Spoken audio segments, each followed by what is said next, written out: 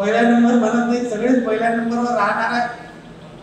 पण तुम्हाला माहिती आहे हा भाऊसाहेबांचा मतदारसंघ आणि आपल्या सगळ्या कार्यकर्त्यांना मी भाऊसाहेबांसाठी मी आपल्याला विनंती करणार आहे की आपल्या मतदारसंघाचं एक सुद्धा मत कमी व्हायला नको या दृष्टीने आता तपासला गेल्या वर्षी आम्ही दिलेला 36,000 लोक तर त्यात एक मत कमी व्हायला नको। त्या तर किती असतील मग ते 40 झाले तर चालतील, 5 झाले 60 झाले ती आपली ताकद।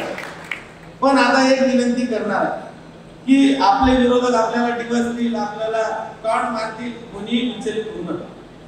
आपण प्रत्येकाने आपला आपला किल्ला, आपला आपला बूथ हे प्रत्येकाने जर व्यवस्थित सांभाळलं, आता एक नाही तर दोन नाही तर 3 इंजिन लागले, 3 इंजिन सोबत आहे आणि आता तुम्हाला माहिती आहे की समोर काही उरलेलं नाही, समोरची वाईट परिस्थिती सुरू आहे। कधी म्हणते भाजपात येतो, कधी म्हणते काही करतो, तर आपल्याला त्याच्याकडे दुर्लक्ष करायचं। आपलं एकच लक्ष आपल्या बुलढाणा जिल्ह्यातलं हे कमळाचं फूल संसदेत जाऊन जेव्हा हात वर करेल तेव्हा आपली खरी मेहनत तिथे दिसणार आहे। आणि शेवटी तिथेही हे मोदीजी पाहत असतात की बुलढाणा जिल्हा हा भाऊसाहेबांचा जिल्हा आहे, बुलढाणा जिल्हा हा संजय भाऊ कुटेंचा जिल्हा आहे, बुलढाणा जिल्हा हा शिंदे साहेबांचा जिल्हा आहे। या जिल्ह्यातून किती लीडनं प्रतापराव साहेब आपले संसदेत आले ते त्यांचंही लक्ष असतं।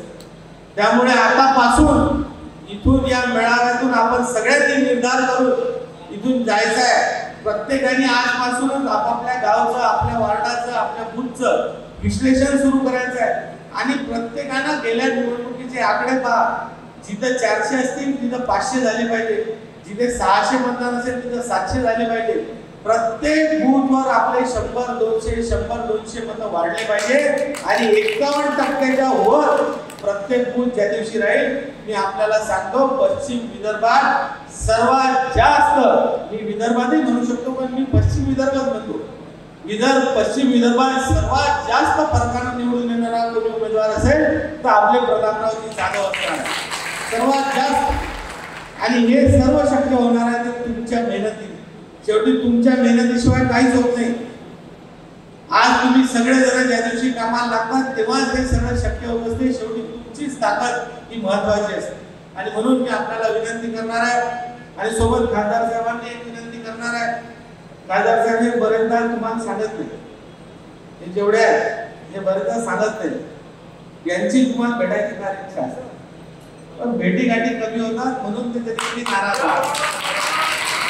आमची अशी विनंती आहे, महिना 2 महिन्यातून एक दिवस आम्हाला द्यायचा आणि पूर्ण दिवस थांबवायला असं आहे ना।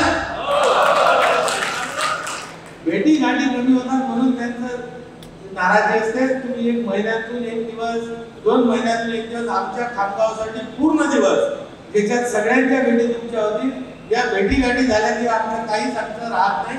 एवढीच आपल्याला मी विनंती करतो।